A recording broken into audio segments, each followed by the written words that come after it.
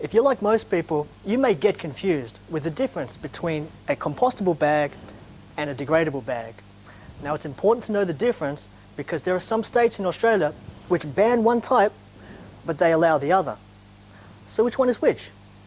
Well, the ACCC have actively prosecuted companies who they feel have been engaged in misleading and deceptive conduct. And this has resulted in product recalls, punitive fines, and a lot of expensive court cases. When you add all this up together, it's a very, very expensive exercise. So the difference between a compostable bag and a degradable bag is that a degradable bag is manufactured from polyethylene.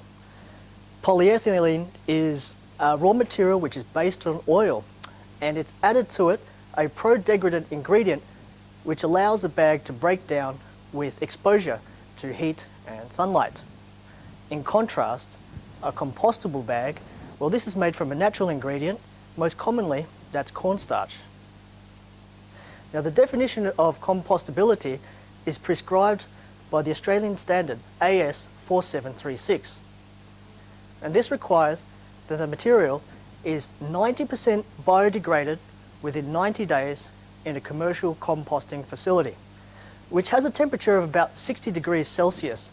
So these bags, they're not going to work in your backyard composting heap. Interestingly enough, the definition of compostability is so strict that even some organic substances, they don't qualify as compostable. For example, the leaves from a tree. There are some leaves that just do not break down in the required time frame.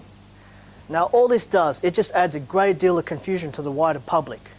But the most important thing that you guys need to be aware of is the difference between the two bags, and also be aware of the laws which apply in each state.